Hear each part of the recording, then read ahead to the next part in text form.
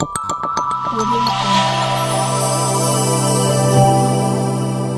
Jungle. ವಿಶೇಷ ಚೇತನರ ವಾರ್ತೆಗೆ ಸ್ವಾಗತ. ಸ್ನೇಹಿತರೆ, ಹಿರಿಯ ನಾಗರಿಕರ ಪಿಂಚಣಿಗೆ ಸಂಬಂಧಪಟ್ಟಂತೆ ಒಂದು ಬಿಗ್ ಅಪ್ಡೇಟ್ ಬರ್ತಾ ಇದೆ. ಅದನ್ನು ನಿಮಗೆ ತಿಳಿಸ್ತಾ ಹೋಗ್ತೀನಿ. ನಮ್ಮ ಚಾನಲ್ ಹೊಸದಾಗಿ ನೋಡ್ತಾ ಇರೋರು ಚಾನಲನ್ನು ಸಬ್ಸ್ಕ್ರೈಬ್ ಮಾಡ್ಕೊಂಡಿಲ್ಲ ಅಂದರೆ ಈಗಲೇ ಚಾನಲ್ ಸಬ್ಸ್ಕ್ರೈಬ್ ಮಾಡ್ಕೊಳ್ಳಿ. ಯಾಕಂದರೆ ಹೊಸ ವೀಡಿಯೋಗಳನ್ನು ನಿಮಗೆ ಮೊದಲು ನೋಡಬೇಕಂತಂದರೆ ನೀವು ಬೆಲ್ ಐಕನನ್ನು ತಪ್ಪದೇ ಪ್ರೆಸ್ ಮಾಡಿ ಮತ್ತು ಈ ವಿಡಿಯೋವನ್ನು ಒಂದು ಸತಿ ಲೈಕ್ ಮಾಡಿಬಿಡಿ.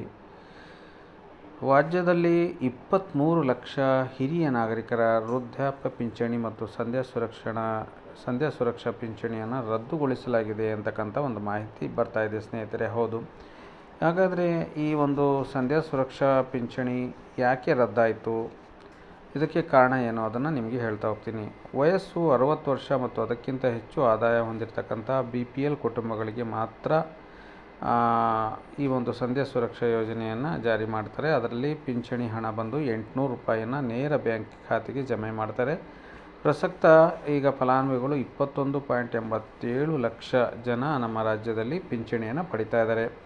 ವಯಸ್ಸು 65 ವರ್ಷ ಮತ್ತು ಅದಕ್ಕಿಂತ ಹೆಚ್ಚು ಆದಾಯ BPL ಕಾರ್ಡ್ ಹೊಂದಿರೋವರಿಗೆ ಪಿಂಚಣಿ 1200 ರೂಪಾಯಿ ಪ್ರತಿ ತಿಂಗಳು ಕೊಡ್ತಾರೆ.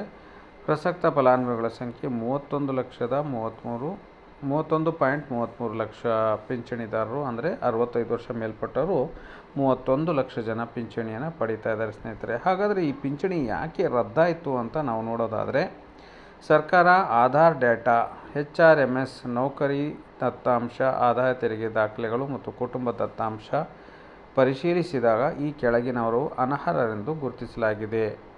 ವಯಸ್ಸು ತಪ್ಪಾಗಿ ನಮೂದಿಸಿದವರು, 60ರಿಂದ 65ಕ್ಕಿಂತ ಕಡಿಮೆ ಇರುವವರು, ಇವರ ಪಿಂಚಣಿ ರದ್ದಾಗಿದೆ. ಸರ್ಕಾರಿ ನೌಕರಿ ಮಾಡಿ ನಿವೃತ್ತಿರಾದವರು ಕೂಡ ಪಿಂಚಣಿಗೆ ಅರ್ಜಿ ಹಾಕ್ಕೊಂಡು ಪಿಂಚಣಿ ತಗೊತಾ ಇದ್ದರು, ಅವರ ಪಿಂಚಣಿ ರದ್ದಾಗಿದೆ.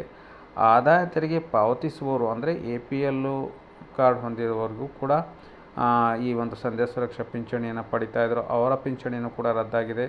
ಕುಟುಂಬದ ಒಟ್ಟು ಆದಾಯ ಮಿತಿ ಮೀರಿದವರು, ಸತ್ತವರ ಹೆಸರಿನಲ್ಲಿ ಪಿಂಚಣಿ ಪಡೆಯುತ್ತಿದ್ದವರು, ಈ ಎಲ್ಲರ ಪಿಂಚಣಿಯನ್ನು ಸರ್ಕಾರ ರದ್ದು ಮಾಡಿ ಅವರನ್ನು ಪಟ್ಟಿಯಿಂದ ಹೊರಗಡೆ ಇಡಲಾಗಿದೆ. ನಿಮ್ಮ ಹೆಸರು ಪಟ್ಟಿಯಲ್ಲಿ ಇದೆಯೋ, ಹೇಗೆ ಚೆಕ್ ಮಾಡಬೇಕು, ನಿಮ್ಮ ಪಿಂಚಣಿ ರದ್ದಾಗಿದೆಯೋ ಇಲ್ವೋ ಅಂತ ನೋಡೋದಾದರೆ, ಸರ್ಕಾರವು ಇನ್ನೂ ಅಧಿಕೃತವಾಗಿ ರದ್ದಾದ ಪಟ್ಟಿಯನ್ನು ಪ್ರಕಟಿಸಿಲ್ಲ. ಆದರೆ ನೀವು ಪಿಂಚಣಿಯನ್ನು ಸ್ಥಗಿತಗೊಂಡಿದೆಯೋ ಇಲ್ವೋ ಅಂತಕ್ಕಂಥದ್ದನ್ನು ನೀವು ಕಂಡುಹಿಡ್ಕೋಬೇಕಂದ್ರೆ, ನಿಮ್ಮ ವಯಸ್ಸು 60 ಅಥವಾ 60ಕ್ಕಿಂತ ಕಡಿಮೆ ಇದ್ದರೆ ಗ್ಯಾರಂಟಿ ನಿಮ್ಮ ಪಿಂಚಣಿ ರದ್ದಾಗಿದೆ.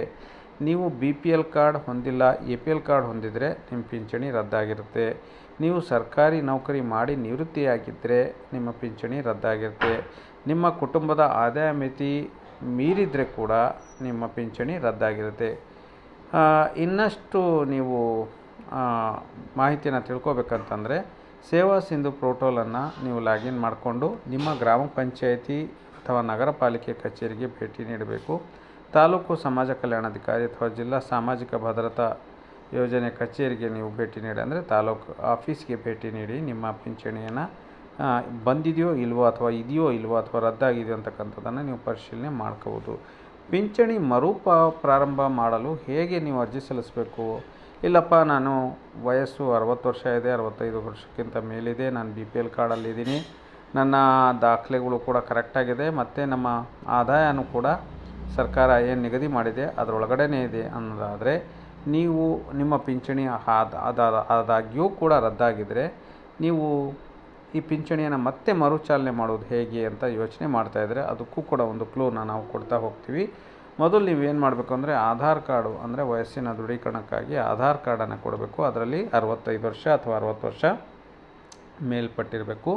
ಮತ್ತು ನಿಮ್ಮ BPL ಕಾರ್ಡ್ ಒರಿಜಿನಲನ್ನು ತೊಗೊಂಡು ಹೋಗಬೇಕು. ಕುಟುಂಬದ ಆದಾಯ ಪ್ರಮಾಣ ಪತ್ರವನ್ನು ಮಾಡಿಸಿ ತಗೊಂಡು ಹೋಗಬೇಕು ಮತ್ತು ಬ್ಯಾಂಕ್ ಖಾತೆ ವಿವರವನ್ನು, ಈ 4 ದಾಖಲಾತಿಗಳನ್ನು ನೀವು ಸೀದಾ ನಿಮ್ಮ VA RI ಅವರ ಹತ್ರ ತೆಗೆದುಕೊಂಡು ಹೋಗಿ ಕೊಟ್ಟರೆ ನಿಮ್ಮ ಪಿಂಚಣಿಯನ್ನು ಮತ್ತೆ ಮರುಚಾಲನೆ ಮಾಡ್ತಾರೆ. ಅಥವಾ ಸೇವಾ ಸಿಂಧು ಪೋರ್ಟಲ್ನಲ್ಲಿ ನೀವೇ ಅರ್ಜಿಯನ್ನು ಸಲ್ಲಿಸಿದರೆ ಖಂಡಿತ ನಿಮ್ಮ ನಿಂತಿರ್ತಕ್ಕಂಥ ಪಿಂಚಣಿ ಪ್ರಾರಂಭ ಆಗ್ತದೆ ಸ್ನೇಹಿತರೆ. ಸರ್ಕಾರದ ಈ ಕ್ರಮದಿಂದ ನಿಜವಾದ ಬಡ ಹಿರಿಯ ನಾಗರಿಕರಿಗೆ ಮಾತ್ರ ಪಿಂಚಣಿ ಸಿಗಲಿದೆ. ನಿಮ್ಮ ಪಿಂಚಣಿ ರದ್ದಾಗಿದ್ದರೆ ತಕ್ಷಣ ಸೂಕ್ತ ಕ್ರಮ ತೆಗೆದುಕೊಂಡು ಹೆಚ್ಚಿನ ಮಾಹಿತಿಗಾಗಿ ನೀವು ಸ್ಥಳೀಯ ಆಡಳಿತ ಕಚೇರಿ, ಅಂದರೆ ನಮ್ಮ ಏನು VA RI ಕಚೇರಿ ಇರ್ತದೆ, ಅವ್ರನ್ನ ಭೇಟಿ ಮಾಡಿ ನಿಮ್ಮ ಪಿಂಚಣಿ ರದ್ದಾಗಿದೆಯಲ್ಲೋ ಅಂತ ತಿಳ್ಕೊಬೋದು ಸ್ನೇಹಿತರೆ.